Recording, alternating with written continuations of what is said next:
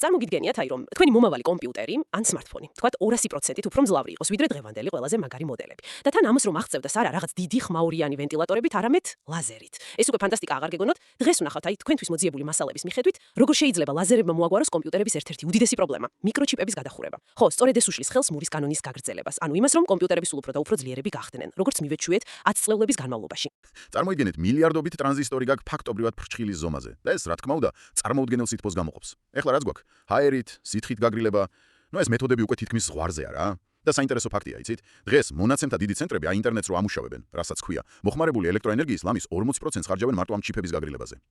ეს უზარმაზარი რესურსია. 40%. მარტო გაგრილება, ეს ხომ მართლა დაუჯერებელია. გასაგებია რატომ ეძებენ გამოსავალს ესე აქტიურად და აქ ჩდება ეს ერთი შეხედვით ცოტა უცნაური იდეა ლაზერით გაგრილება. როგორ მუშაობს? ჩვენთვის ლაზერი ხო უფრო სითბოსთან ასოცირდება, ან ჭრასთან, ზოგისთვის იარაღთანაც კი. როგორ აგრილებს? ხო, მასალია, ეს ცოტა კონტრინტუიციურია, მაგრამ ზოგადად ლაზერული გაგრილება როგორც კონცეფცია ფიზიკოსებისთვის ახალი არა.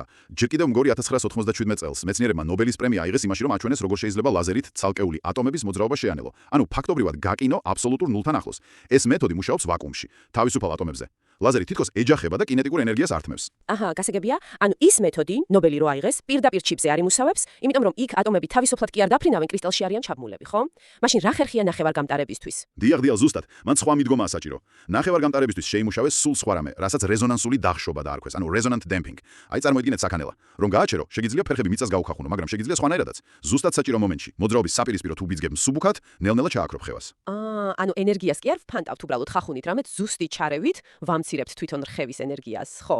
კარგი ანალოგია. და როგორ მუშაობს ეს ლაზერით ჩიპზე? ამ შემთხვევაში ლაზერის ხივს ძალიან ზუსტად უმიზნებენ ჩიპის კონკრეტულ ცხელ წერტილს, იმ მიკროსკოპულ ადგილს, რომელიც განსაკუთრებით ხურდება. და ლაზერის სინათლის სიხშირეს არჩევენ ისე, რომ მასალა ნახევარგამტარი შთანქავს ფოტონს, ანუ სინათლის ნაწილაკს, მაგრამ მერე აიძულებენ, რომ უკან გამოასხივოს ოდნავ უფრო მაღალი ენერგიის ფოტონი. ეს ზედმეტი ენერგია მიაქვს სწორედ მასალის თბური ვიბრაციებიდან. მოკლედ რომ ვთქვათ, ლაზერი თითქოს იპარავს სითბოს ვიბრაციებისგან და გარეთ გააქვს სინათლის სახით. თან, რაც მთავარია, ეს ხდება მიზანმიმართულად, მარტო ცხელ წერტილებში. მათი ზომა შეიძლება სულ რაღაც რამდენიმე ასეული მიკრონი იყოს. ანუ ძალიან ენერგოეფექტურია, მთელ ჩიპს კი არ აგრილებ, არამედ პრობლემურ ზონებს. დიახ, ეს უკვე მართლა აღარ ჟღერს როგორც უბრალოდ თეორია. თქვენს მასალებში ნახსენებია Sandia Labs და Maxwell Labs. ეს სერიოზული კვლევითი ცენტრებია ამერიკაში. ესე იგი, ისინი უკვე მუშაობენ პროტოტიპზე. რა კონკრეტულ შედეგებს ელიან? აი, ეს არის ყველაზე საინტერესო. დიახ, აქტიურად მუშაობენ. მათი მტკიცებით ამ ტექნოლოგიას შეუძლია აი დღევანდელი უახლესი NVIDIA-ს და AMD-ს გრაფიკული პროცესორების, ანუ GPU-ების წარმადობა გაზარდოს 200%-ით.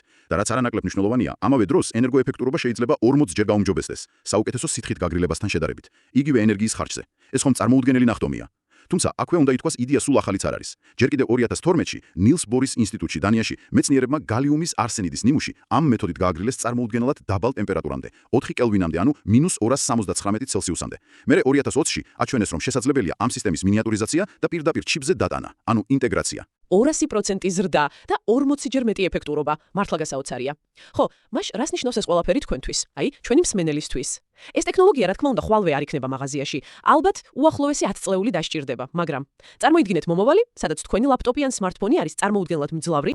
და ეს ყველაფერი ერთ საინტერესო კითხვასაც ბადებს, რომელიც ცოტა სცილდება კომპიუტერებს. კიდევ სად ჩვენი ყოველდღიური ცხოვრების რომელ მოლოდნელ სფეროებში შეიძლება აღმოვაჩინოთ ლაზერების მსგავსი ერთი შეხედვით სრულიად სხვა დანიშნულების გამოყენება? რა პრობლემების გადაჭრა შეიძლება შევძლოთ იქ, სადაც დღეს ყველაზე ნაკლებად ფიქრობთ? დაფიქრდით აბა ამაზე. თუ ეს განხილვა თქვენთვისაც საინტერესო იყო და გინდათ რომ მსგავსი ანალიზი, მსგავსი მასალები უფრო მეტმა ადამიანმა ნახოს, მოიწონეთ ეს ვიდეო და გამოიწერეთ ჩვენი არხი.